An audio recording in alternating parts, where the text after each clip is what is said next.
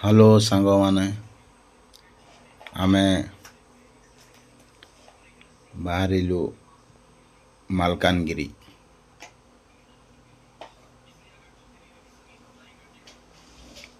ବର୍ତ୍ତମାନ ଏଟା ରାସ୍ତାରେ ପହଞ୍ଚିଗଲୁ ଆମେ ବୁଢ଼ାରଜା ମନ୍ଦିର ଆମପାଣି। ଦେଖ ଏଇଟା ବୁଢ଼ାରଜା ମନ୍ଦିର ଆମପାଣି। ମନ୍ଦିରର ଭିଜୁଆଲ ମୁଇଁ ଦେଖାଉଛେ। ତାପରେ ବାହାରିଲୁ ଫେର ରାସ୍ତାରେ ଏଇଟା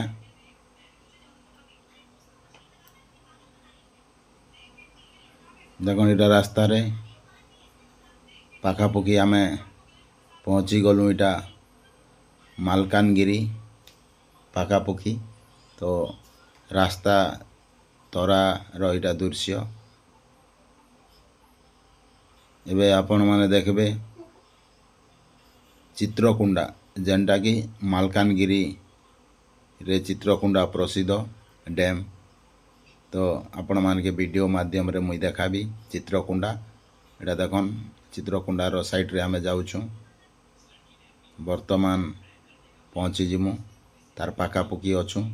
ତ ଆପଣମାନକେ ଭିଡ଼ିଓ ମାଧ୍ୟମରେ ଏବେ ଦେखाବି ଚିତ୍ରକୁଣ୍ଡାର ଡ୍ୟାମ୍।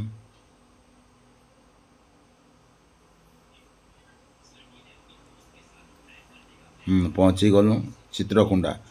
ଆପଣମାନେ ଦେଖୁଥିବେ ପାଣିର ଦୃଶ୍ୟ ଏଇଟା। ଦେଖନ୍ ପାଣିର ଭିଜୁଆଲ ଭିଡ଼ିଓ। ତ ଏଇଟା ଚିତ୍ରକୁଣ୍ଡା ଡ୍ୟାମ୍। ମୁଇଁ ଭିଡ଼ିଓ ମାଧ୍ୟମରେ ଦେଖାଉଛେ। ଯେହେତୁ ଖରାଦିନ ପାଣି କମି ଯାଇଛେ ବୋଲିକରି ପୁରା ଭିଡ଼ିଓ ଦେଖାଇ ନେଇ ହେଉଛେ।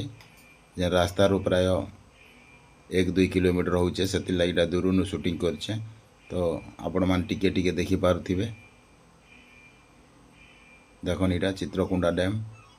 ଏବେ ଆମେ ପହଞ୍ଚିଯିମୁ।